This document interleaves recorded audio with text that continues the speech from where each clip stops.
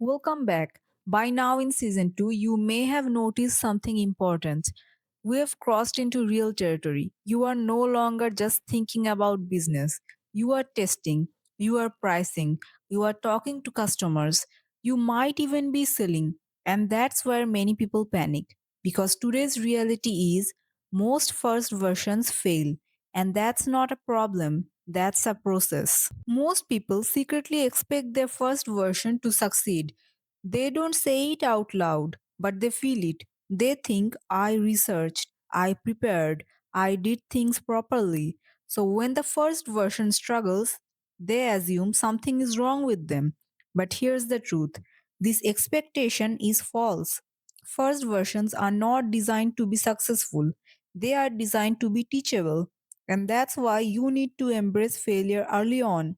It's a part of the process. Let's define what failure actually means at this stage. Failure at the early stage does not mean you chose the wrong path, you are bad at business, you should stop. It means an assumption was incorrect. The problem was weaker than expected. The message didn't resonate. The price didn't fit in. These are not personal flaws, they are data points.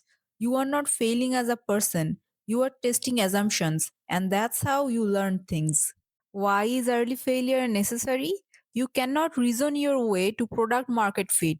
You have to encounter resistance. Failure reveals what people ignore, what they misunderstand, what they actually care about. Without failure, feedback stays vague. With failure, feedbacks become sharp. Learning requires friction, and friction is your best friend in the early stages. Here's the thing, most people don't quit because of their failure. They quit because of interpretation. They tell themselves, this proves it won't work. I am wasting time. I should have known better. Instead of asking, what exactly failed? When everything feels like failure, nothing gets learned. You need to break it down. Failure is not the one thing, it's a collection of lessons. Not everything fails at once. In fact, you often get clues. For example, the problem was real, but the message was wrong. Or the customer was right, but the price was off. Or the solution helped, but onboarding was confusing. Your job is not to judge the outcome, your job is to isolate the variables. That's how progress happens. You find what works, you fix what doesn't, you adjust the small pieces one at a time. Now, here is something that can really mess with your head. Most successful stories skip this part. They say, we launched and it worked. They don't say is how many versions failed, how many offers were ignored, how many times pricing changed. You are not behind, you are in the process. The process is messy. The process involves trial and error. And if you are not failing, you are probably not testing enough. So, how should you respond to a failed first version?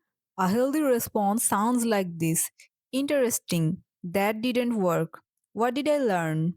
No drama, no identity crisis, no adjustment.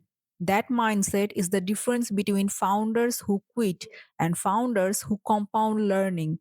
It's how you turn failure into progress. Alright, let's wrap this up.